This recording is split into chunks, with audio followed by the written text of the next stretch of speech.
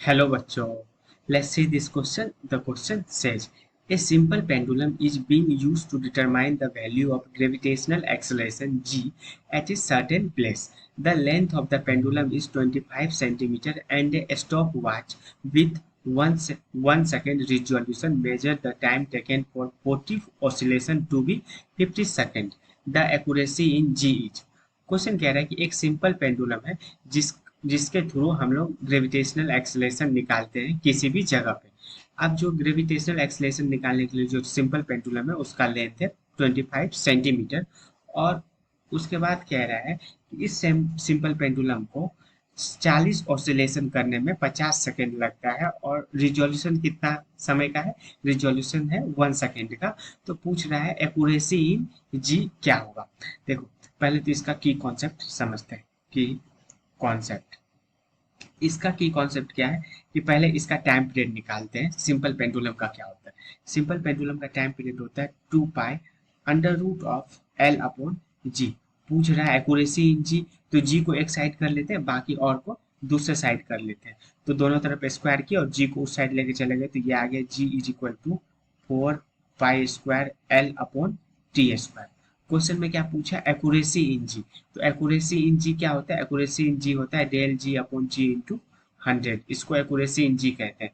तो इस वाले फॉर्मेट को पहले इस वाले फॉर्मेट में कन्वर्ट करते हैं, तो इसको कर दिए del g upon g into 100 is equal to del l upon l plus 2 time of del t upon t.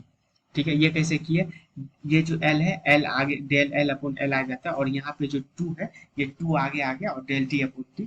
ठीक है, मतलब एल और टी वेरिएबल है इसलिए इसको चेंज किया, लेकिन पाई और 4 ये कांस्टेंट है तो ये 0 हो जाएगा।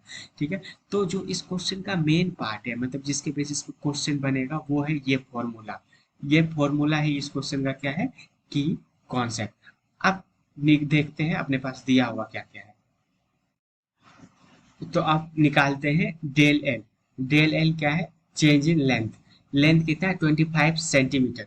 तो इसका जो मिनिमम चेंज है लेंथ ऑफ पेंडुलम में वो क्या होगा? 0.1 सेंटीमीटर। ये कैसे बढ़ेगा? 20.0 सेंटीमीटर जो है इसका अगला क्या होगा?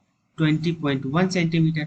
तो दोनों के बीच इंक्रीज कितना होगा? 0.1 सेंटीमीटर। तो यही मिनिमम इंक्रीज डेल एल के बराबर हो जाएगा।